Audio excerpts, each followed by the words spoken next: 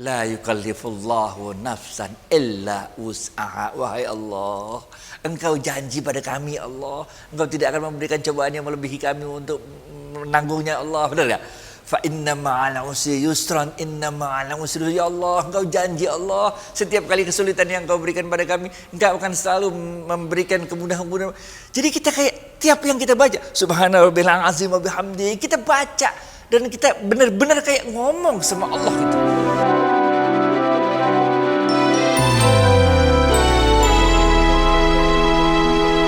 Assalamualaikum warahmatullahi wabarakatuh, sahabat Smart Skill School.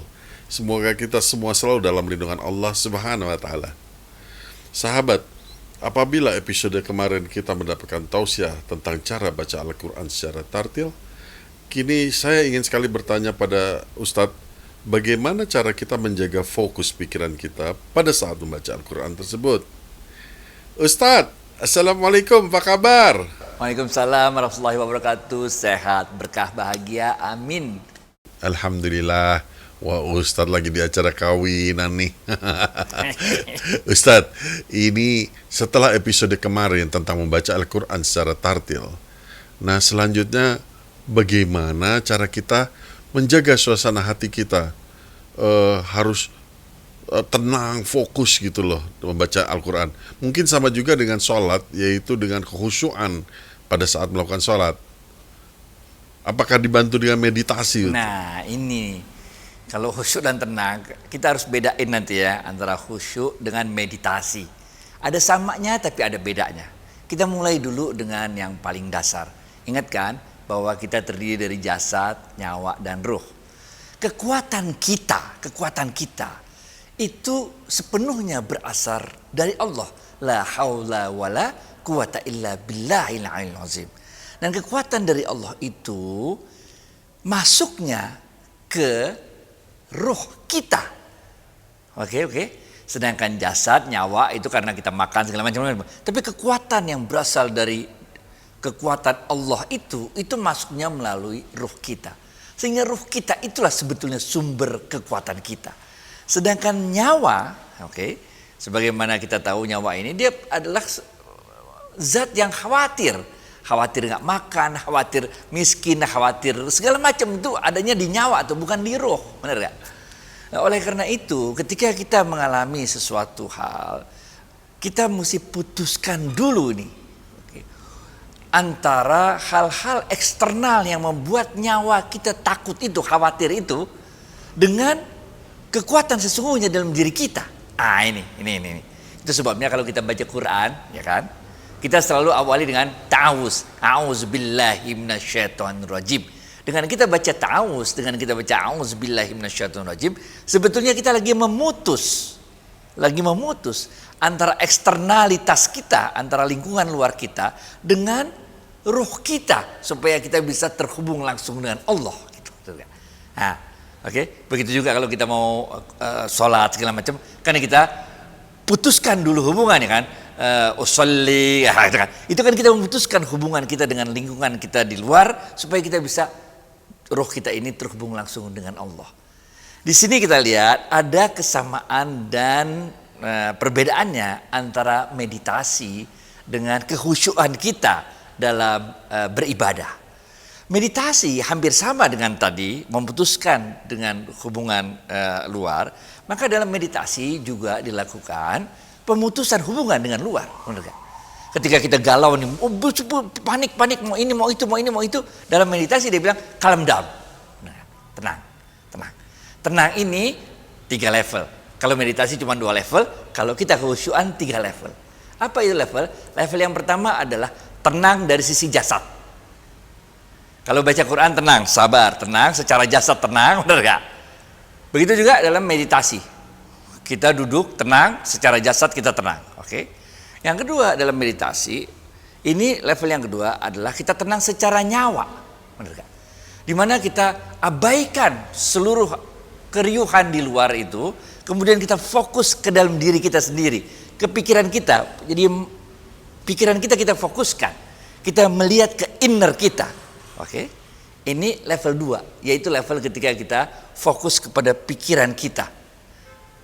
Biasanya kita gabungkan antara jasad dengan ini dengan menarik napas, inhale, exhale, tarik napas, buang napas, benar ya?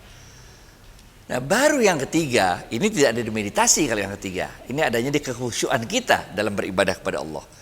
Setelah kita buat secara jasad tenang, secara nyawa kita tenang juga, benar, fokus pikiran kita naik satu tingkat lagi. Bukan aja kita tenang, tapi kita hubungkan, koneksikan roh kita dengan Allah. Ini bedanya meditasi dengan khusyuk. Meditasi dikenal di banyak agama, hampir semua agama mengenal, bahkan yang bukan agama juga untuk sekedar olahraga, untuk apa juga itu dikenal meditasi, supaya kita fokus melihat pada diri kita. Jalaluddin Rumi mengatakan, Jalaluddin Rumi, ketika engkau berada dalam kegelapan dan engkau berusaha mencari cahaya di luar sana, ketahuilah cahaya itu ada dalam dirimu. Nggak usah cari-cari di luar, di dalam diri kita, karena dalam diri kita itu ada fitrullah, ada ruhnya Allah. Ngapain nyari-nyari keluar, nyari ke sini?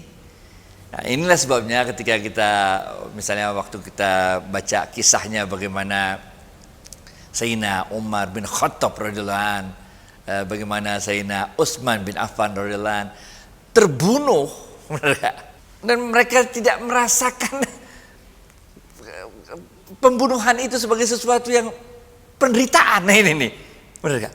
Karena udah bisa dipisahkan oleh beliau-beliau ini antara apa yang dirasakan secara jasad, apa yang dirasakan secara nyawa, dengan kehusyuan rohnya kepada Allah itu. Ini emang udah agak susah dikit pembahasannya. Ntar kita turunin lagi ya. Back dulu tuh Yufid, ntar ketinggian nih bahasannya. Coba.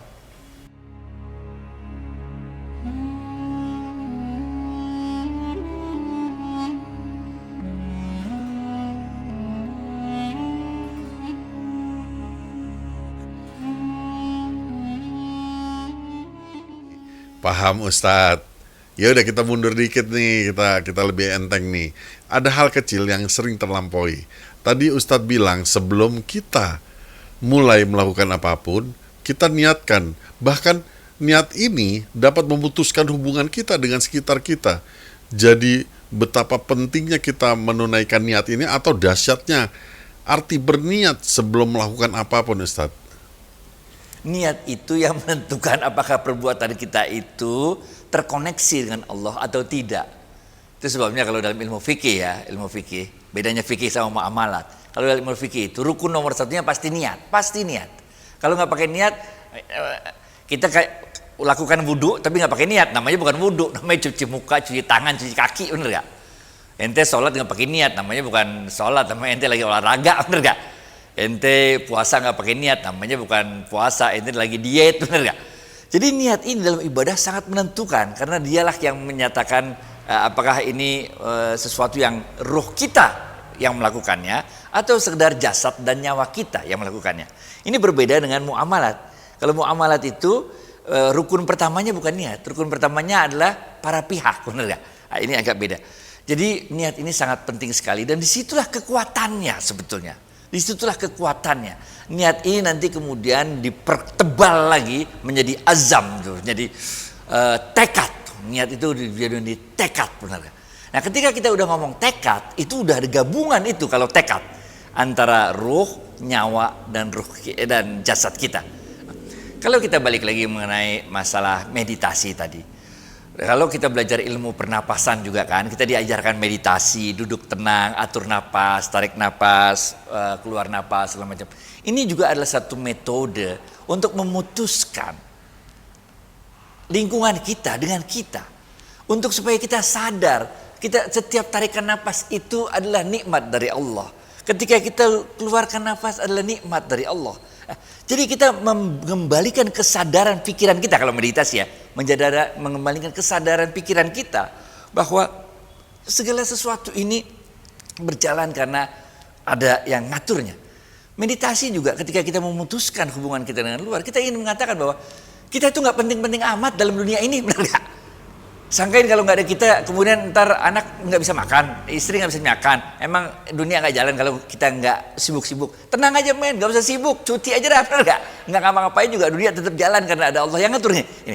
Ini meditasi untuk mengatakan itu bahwa iya kita penting untuk melakukan sesuatu yang berarti dalam hidup kita di dunia, tapi kita nggak penting-penting amat dalam menjamin atau memastikan bahwa kehidupan ini berjalan. Nggak ada kita juga kehidupan berjalan kok, bener nggak? Ya, ini pintu masuk meditasi, benar gak? Itu dalam nanti kalau terserah mau pakai metode apa, ada macam-macam, ada yoga, ada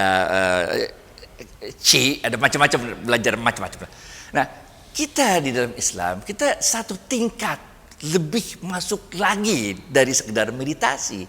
Karena sholat kita itu bukan sekedar kita merasakan hirupan napas dan keluar napas itu dengan tenang, bukan. Tapi ala bizikrillah tatma'innul qulub. Ini kita naik satu level lagi.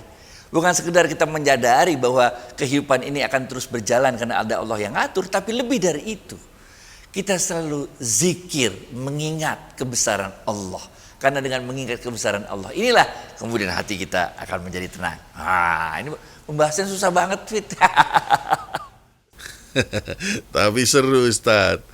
Terusin lagi nih soal zikir nih. Masih ingat sewaktu sehabis kita sholat di Kebun Raya Bogor, saya menanyakan soal zikir yang kosong, yang isinya seolah-olah cuma pengulangan kata-kata. Ya Allah. Zikir juga ada tingkatan-tingkatannya. Zikir kalau cuman di mulut doang, cuman di lidah doang, nggak kemana-mana, men. Nggak ada bekasnya. Zikir itu harus dilakukan dengan sepenuh hati. Kalau belajar tarekat nanti ada metodenya bagaimana kita memasukkan kalimat-kalimat thayyibah itu ke dalam jiwa kita. Ada tekniknya lah, tentu nggak bisa diajarkan di YouTube, bener gak? Tapi ada teknik-tekniknya. Begitu juga episode yang lalu kita udah ajarkan hadis Imam Bukhari bagaimana Rasulullah SAW membaca Bismillahirrahmanirrahim, Qul huwallahu ahad, Allahu samad, gitu. Untuk memasukkan kalimat-kalimat thayyibah itu ke dalam jiwa kita, benar ya? Nah, sehingga zikir yang kita lakukan itu juga haruslah memasukkan kalimat-kalimat zikir itu ke dalam jiwa kita. Nah, sehingga zikir itu berbekas dalam jiwa kita, benar kan? Sehingga kita nggak ada satu hal pun yang terlepas dari selalu mengucap Alhamdulillah, selalu mengingat Allah, segala sesuatunya kita untuk mengingat Allah. Jadi zikir ini insya Allah kalau kita, kenapa berulang-ulang? Karena mungkin satu kali belum masuk, bener gak? Mesti dimasukin lagi sampai dia benar-benar merasa kita ala bizikrillah tatma'innul qulub, itu ketika kita merasa nyaman jiwa kita. Baik David. Ya Ustadz. Ini pertanyaan berulang lagi juga nih Ustadz. Tapi terakhir. Ketika kita bicara khusyuk, saya juga udah pernah nanya, Ustadz sudah pernah jawab, tapi kadang masih belum juga kita lulus terhadap gangguan dunia. Jadi kadang masih suka mikir soal dan lain-lain. Udah cuekin aja dah, gak usah mikirin lah, pasti mau buru-buru sholat, tenang aja men. Nggak bakal ada kejadian apa-apa juga. Ini sama kayak kita kalau udah kerja kan, Fit ya, waktu kita dulu jadi pegawai kan, itu rasanya susah banget mau cuti, bener gak? Takut nanti gak ada yang bisa ngerjain, nanti siapa yang mau gantiin saya. Cuti aja lah, bener gak?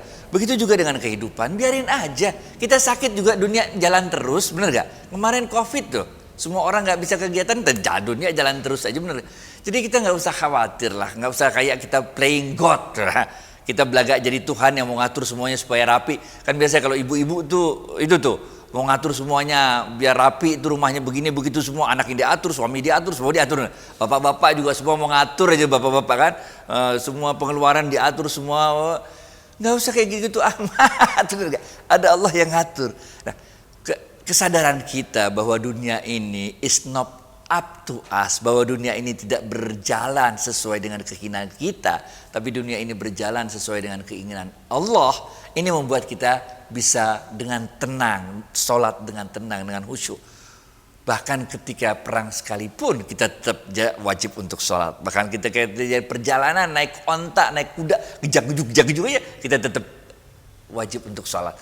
Karena sholat ini adalah sesuatu yang Kayak kita ngecharge men, ente kalau nggak di-charge tuh lemah. Sedangkan kekuatan kita tadi udah bahas di awal, kekuatan itu terletak pada ruh kita. Lah kalau ruh kita nggak kita charge, ya lemah. Fisik kuat, bener gak? Nyawa kuat, repot kalau itu tuh, bener gak? Udah kayak serigala kelaparan aja kita udah, bener gak? Semua orang kita hajarin, hak-hak orang kita ambilin, wah nggak bener. Tapi kalau kita bisa mengendalikan itu semua, meditasi itu juga bagus karena meditasi membuat diri kita calm down, membuat nyawa kita buat tenang, inner, lihat ke dalam, bener gak? Tapi yang ingin kita sampaikan bahwa khusyuk lebih dari sekedar meditasi, lebih dari sekedar kita untuk tenang, calm down, tapi lebih dari itu yang jauh lebih utama adalah bagaimana mengkoneksikan ruh yang ada dalam diri kita ini dengan sumber kekuatan utama, yaitu Allah Azza wa Jalla. Itu bos. Oke Ustadz, jadi kalau sampai kita masih juga belum khusyuk, artinya kita tuh belum mengerti apa yang kita lakukan sebenarnya, kan? Ini kan connection with Allah, Ustadz. Ini ada yang menarik nih, benar gak? Ketika kita mau mencapai, tadi kan kita udah bilang ya bahwa meditasi itu kan ada dua tingkat dan khusyuk ada tingkat kan, jasad ya kan, kemudian pikiran, nyawa kita, pikiran kita buat calm down, baru kita masuk kepada nyawa, pada jiwa kita, benar gak? Pada ruh kita, benar gak? Ketika jasad kita tenang, ketika pikiran kita tenang, benar gak? Jadi kepanikan dari luar itu hilang. Kadang-kadang yang di bawah alam bawah sadar gitu, subconscious itu muncul. Tiba-tiba ingat, oh iya ya, itu tiba-tiba ingat, oh ini kunci ketinggalan di situ ya, benar. Yang tadinya itu tertekan karena kita panik dengan mikirkan segala macam itu, ketika ini kita suruh calm down, suruh tenang, suruh turun, ini muncul yang tadinya tertekan tuh muncul. Tiba-tiba kita ingat di mana naruh sepatu, tiba-tiba kita ingat di mana naruh kunci mobil, kita ini muncul. Nah ini harus kita atasi lagi, kalau enggak nanti sholat kita jadi ingat kunci, nggak ingat sholat rakaat keberapa, gitu kan. Ini harus kita nggak boleh berhenti di situ levelnya, harus kita naikin levelnya satu lagi, yaitu mengkoneksikan ruh kita dengan Allah. Sehingga ini yang kita sebut sebetulnya berbicara dengan Allah, dialog dengan Allah, yaitu setiap kalimat. Kalau tadi kan, kalau untuk nyawa ya, setiap nyawa, setiap nafas yang kita tarik dengan sadar dan kita keluarkan dengan sadar kan. Tapi begitu kita udah masuk kepada level khusyuk, setiap kalimat yang kita baca dalam Al-Quran itu kita masukkan ke dalam salat kita itu, kita masukkan. Jadi kita benar-benar kayak ngomong itu, la yukallifullahu nafsan illa wus'aha. Wahai Allah, Engkau janji pada kami Allah, Engkau tidak akan memberikan cobaan yang melebihi kami untuk menanggungnya Allah. Benar gak? Fa inna ma'al usri yusran, inna ma'al usri, ya Allah, Engkau janji Allah, setiap kali kesulitan yang Engkau berikan pada kami, Engkau akan selalu memberikan kemudahan-kemudahan. Jadi kita kayak tiap yang kita baca, subhanallahil azim wa bihamdi, kita baca dan kita benar-benar kayak ngomong sama Allah gitu. Nah, ini yang membuat kualitas doa kita, kualitas zikir kita, kualitas sholat kita mencapai tingkat yang tinggi. Inilah kemudian orang yang akan dibukakan oleh Allah, kasyaf itu, kalau masih ingat episode yang berapa itu, benar. Sehingga kita bisa melihat dunia ini bukan dengan mata kita lagi, tapi kita melihatnya dengan cahayanya Allah. Ini bos. Masya Allah, merinding Ustadz. Bisa seperti berhadapan dan mengadu nasib kepada Allah, siapa yang gak mau hal itu? Ya Allah, semoga kami dan para sahabat Smart Skill School juga bisa memahami dalamnya pesan tausiah kali ini serta melaksanakannya hingga doa-doa kami diterima oleh-Mu ya Allah. Amin amin ya rabbal alamin. Ustadz, as usual, terima kasih atas tausiahnya. Assalamualaikum warahmatullahi wabarakatuh. Waalaikumsalam warahmatullahi wabarakatuh.